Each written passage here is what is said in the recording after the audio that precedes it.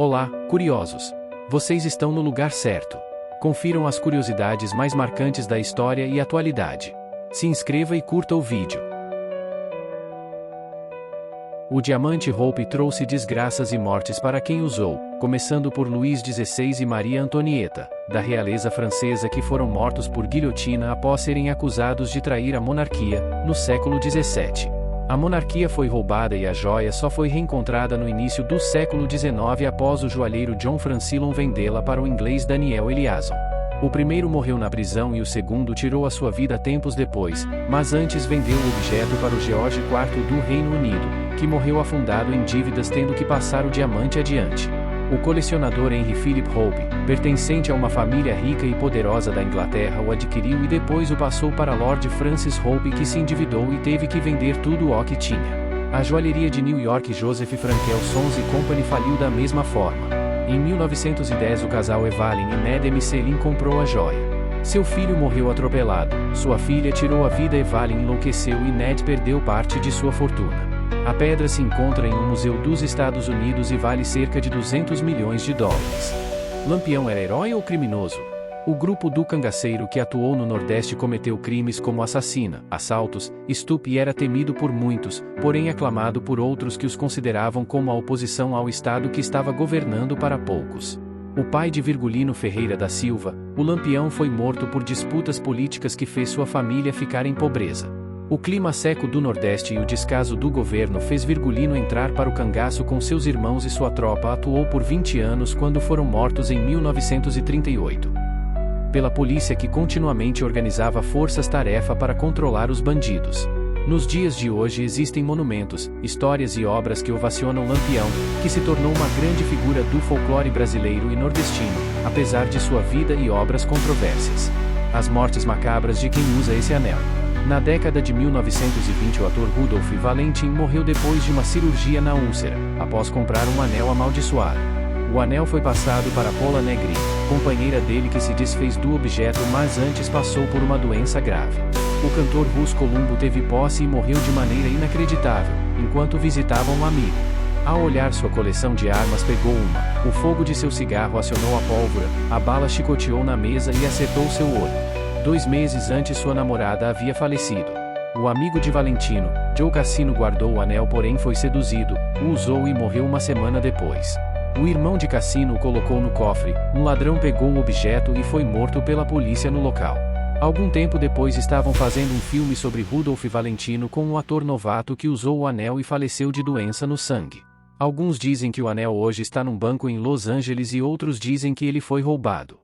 Essas 3 mulheres foram mantidas em cativeiro por até 10 anos, em Ohio, nos Estados Unidos.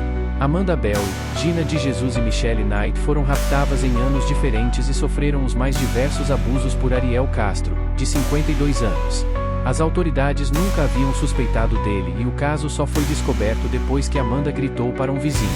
Ariel Castro foi condenado à prisão perpétua e seus 2 irmãos, que foram presos com ele, foram inocentados. Amanda teve uma filha com o criminoso, durante o período presa. Kenneth Parks matou sua sogra enquanto estava dormindo. Um homem de 23 anos viajou 23 quilômetros enquanto estava sonâmbulo e esfaqueou a sua sogra, com quem tinha uma boa relação, e brigou com o sogro. Após isso, o homem se dirigiu até a delegacia meio aéreo dizendo que achava que tinha matado algumas pessoas.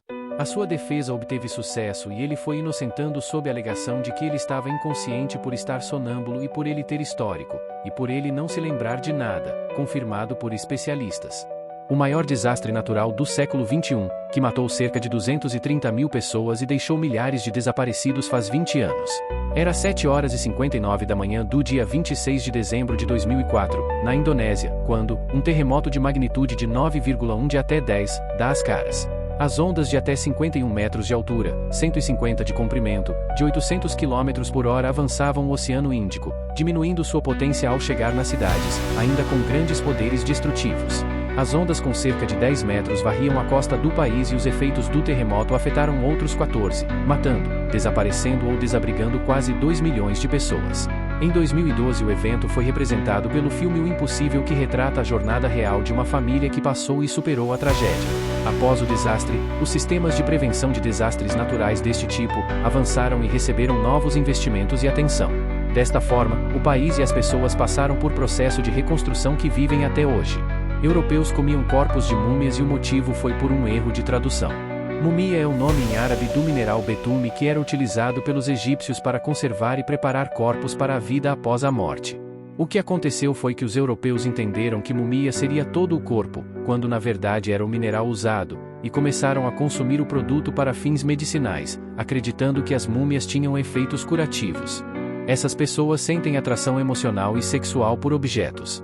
Objetofilia é o nome da condição psicológica de pessoas que sentem atração por objetos. Como é o caso de Erika Eiffel, estadunidense que se casou com a Torre Eiffel. Erika já namorou sua espada, seu arco e flecha e também um guindaste. A objetofilia ocorre com cerca de 40 pessoas no mundo e pode ser atração por monumentos, como o Muro de Berlim, carros ou objetos menores. Por incrível que pareça, a maioria das pessoas envolvidas são mulheres e outros casos conhecidos incluem relacionamento com uma roda gigante, uma estação de trem, um trem e uma árvore. Todos os casos por mulheres e relacionamentos em sua maioria com poucas turbulências e sempre tranquilos e sem traições por parte dos objetos. A ação não é proibida desde que não afete a vida de outras pessoas e é possível até incluir o sobrenome de quem se casou. O livro mais misterioso do mundo foi finalmente descoberto? Um estudo liderado por Keagan Brever, em 2024 sugeriu que o livro do século XV conhecido como o mais indecifrável que existiu, se trata na verdade de conhecimento sobre saúde íntima feminina e de ginecologia. Isso porque na época, o mundo e a medicina excluía as mulheres e nesse caso, os homens tinham medo de que elas usassem os conhecimentos para atraí-los. Por isso os textos e imagens difíceis de decifrar. Estas foram as curiosidades do canal desta semana. Desejo a você um ano de 2025 incrível e que nossa parceria se fortaleça. Se gostou do vídeo, se inscreva e curta. Até a próxima!